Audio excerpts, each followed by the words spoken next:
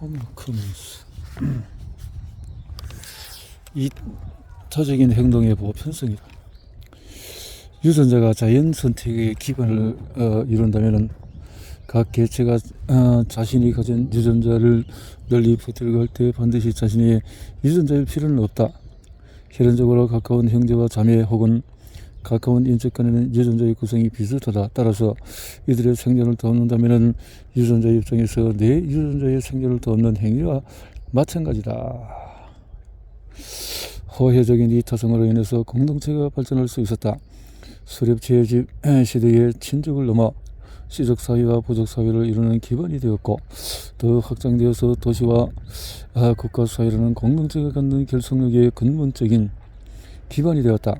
유전자가 자연 선택의 단위이기 때문에 유전자 전달이라는 목적을 이루기 위해서 이기적인 성향은 개체의 이익을 넘어 유전자를 공유하고 있는 공동체의 생존과 번성을 가능하게 하는 것이다. 사실 이러한 이유로 남들에게 배불지 않고 받기만 하는 이기적인 개체들이 반드시 자연 선택의 경쟁에서 유리한 것은 아니다. 언뜻 보기에는 그런 사람들이 이기적이라서 그 사회에서 성공하고 번성할 확률이 높은 것 같지만은 실은 진화 과정에서 선택되지 않고 사라져갈 확률이 높다. 자연 선택의 단어는 개체가 아닌 유전자이기 때문이다. 반대로 남들을 이롭게 하면서 자신에게 불리한 행동을 하는 이타적인 행위는 자연 선택 과정에서 곧 사라질 것 같지만은 오히려 사라지지 않고 지속될 수 있다. 이러한 이타성은 인간 공동체만이 아니라 동물의 세계에서도 쉽게 관찰이 된다. 예를 들어서 톰슨 가젤은 들개의 무리가 쫓아올 때 전속력으로 도망가지 않고 뻣뻣한 걸음걸이로 튀어오르며 도망간다. 경계 도약이라고 부르는 이 행위는 사실 들개에게 잡아먹히기 쉬운 행동인데 다른 가젤 무리에게 위협을 알려 도망가도록 돕는 행위로 보인다. 벌쩍 뛰는 것이 자신의 생존과 번식에 불리한 상황에 놓이지만 가젤 무리 전체에게는 이런 행위라 전체의 생존과 번식에 유리한 것이다. 결국 공동체 전체의 생존과 번식에 유리한 유전자는 이러한 이타성을 갖고 있는 유전자다.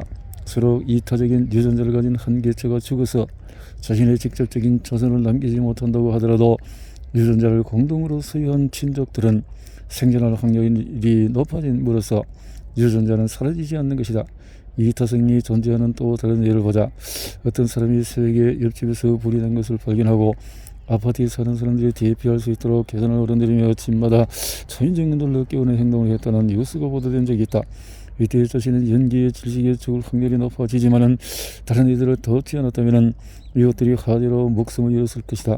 자신의 혈연 관계가 없는 낯선 사람들의 생명의 위협을 무릅쓰고 구한 것이기 때문에 이러한 희생적인 행위는 매우 이타적이다. 이타적인 행동은 사회적으로 쉽게 전파된다. 선행이 알려져서 포장이 되면 공동체 전체가 보다 안전해질 수 있고 그 이익을 전파자도 누리게 된다. 사실 이타적인 행동은 무건의 계약, 즉 사회적인 계약의 한 형태라고 할 수 있다. 내가 먼저 도움을 줬기 때문에 누군가에게 도움을 받을 것을 기대할 수 있기 때문이다. 이 경우에 먼저 도움을 받은 사람이 이후 같은 상황이 처했을 때 도움을 주지 않으면 사기꾼 낙인이 찍혀서 성공하거나 번성하기 어렵다. 물론 단기적으로는 사기꾼 전략이 이익을 얻는 경우 흔히 본다 하지만 장기적으로는 도움을 주고 도움을 받는 호혜적인 전략이 승리할 확률이 높다. 이것이 신약에 누가 보면 예수께서 남에게 대접하고자 하는 대로 너희도 남을 대접하라고 했다. 또 공자가 내가 원하지 않는 바를 남에게 행하지 말라고 하였던 이유도 호혜성을 삶의 가장 중요한 원칙으로 보였기 때문이다. 그런데 호혜성을 넘어서 이타적인 행위가 있을 수 있다. 헌혈은 자신의 혈액을 자발적으로 개정하여서 혈액이 필요한 사람들에게 제공하는 것이다.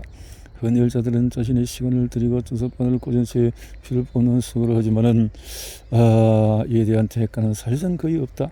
이런 대부분 나중에 자신이 혈액이 필요할 때 의대를 기대하면서 헌혈을 하는 것이 아니다. 그냥 한다는 거죠. 호혜적인 마음, 또 자신의 건강을 위해서도 할 수 있는 거죠. 문화마다 다소 차이가 있지만은 이타적인 행동은 인간의 보편적인 행동이다.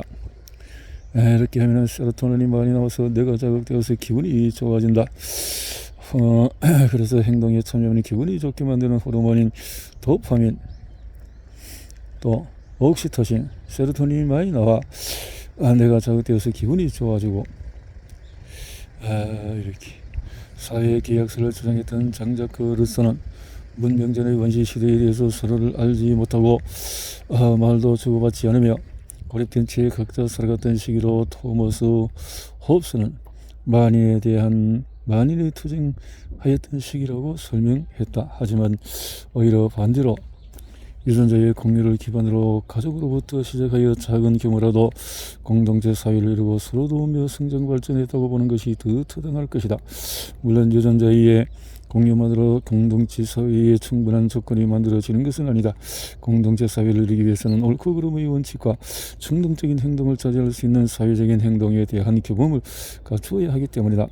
유전자를 보존하고 다음 세대를 안전하게 전달을 하려는 생물학적인 동기와 이러한 유전자 보존과 전달이 이루어질 수 있는 환경을 만들기 위해 노력이 공동체 사회의 형성으로 나타난 것이다. 따라서 결국 인간이 공동체를 만들고 사회적인 행동을 하는 근본적인 이유는 유전자 보존과 전달에 대한 생물학적인 동인이 자리 잡고 있기 때문이라고 할 수가 있다. 사랑이다 뭐다 이런 것들이 그런 면에서 있다.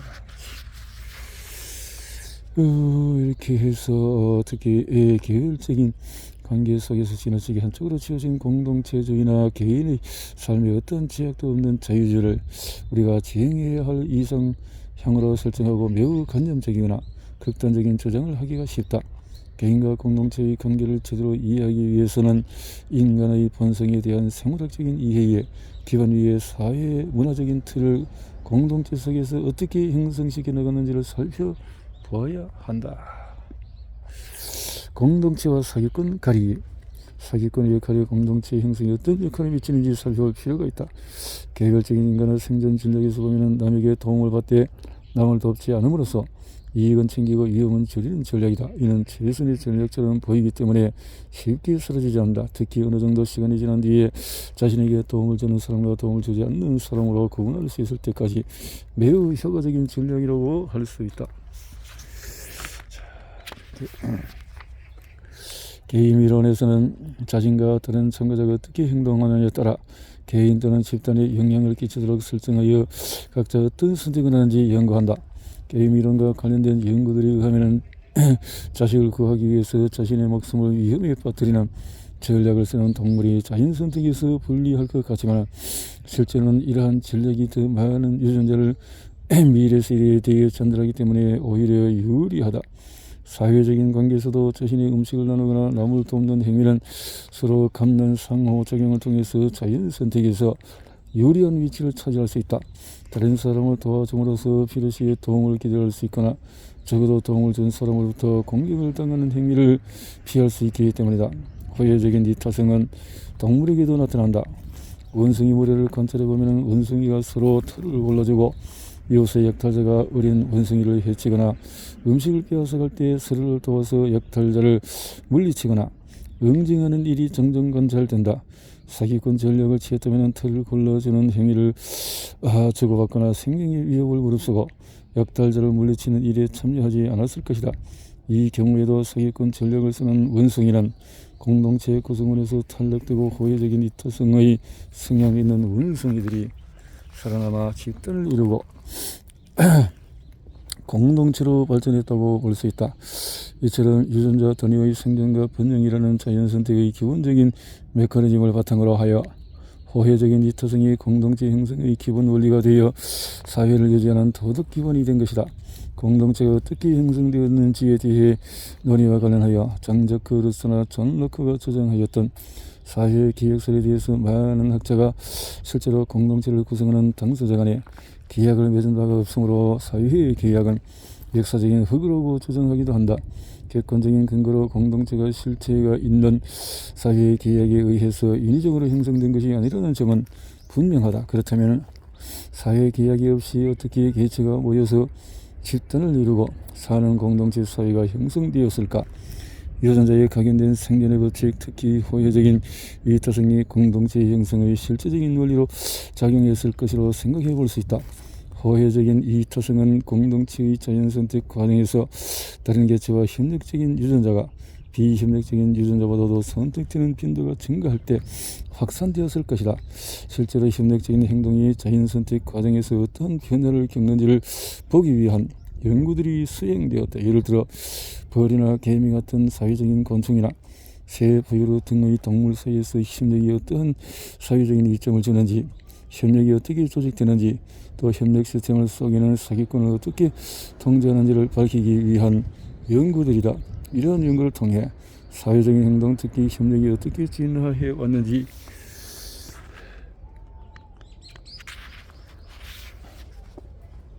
이해하는 데 도움이 되었지만, 한편으로는 협력적인 행동이 보편적이라기보다는 예외적이거나 특수한 현상이라는 것을 시사하기도 한다. 곤충이나 동물의 세계에서 협력적인 사회적인 행동은 먹이롭고 포식자를 피하려는 특수한 목적이 있는 경우에만 나타나는 일시적인 현상인 경우이고, 대부분은 다른 개체와 협조하기보다 스스로 생존해가면서 자선을 생산하는 경우가 나타난다는 것이다. 그런데 미생물까지 확정하여 연구가 이루어지면서 곤충이나 동물의 세계에서 제한적으로 일어나고 있는 협력적인 상호작용이 실은 매우 광범위하게 일어나는 현상이라는 것이 관찰되었다. 박테리아나 아메바 같은 미생물은 단세포로 이루어져 있어 다세포와 유기체의 내부에 있는 많은 기능을 가지지 못하기 때문에 이웃하고 있는 다른 미생물의 활동이나 주변 환경에 의존해야 한다. 이러한 조건을 극복하기 위해 어떤 미생물은 조화와 협력 체계를 통해 서로의 균형을 맞추고 공동으로 먹이를 얻고 무리를 지어서 행동하는 것으로 밝혀지고 있다. 불구하고 결국 집합체를 형성하여 일정한 시기를 지나게 된다. 이 아메바에서 관찰된 현상은 사회적인 경쟁의 유전적인 기반과 사기꾼 혹은 비협력적인 개체에 대한 통제 기전이 미생물 수준에서도 일어나는 생물체의 광범위한 현상임을 나타낸다.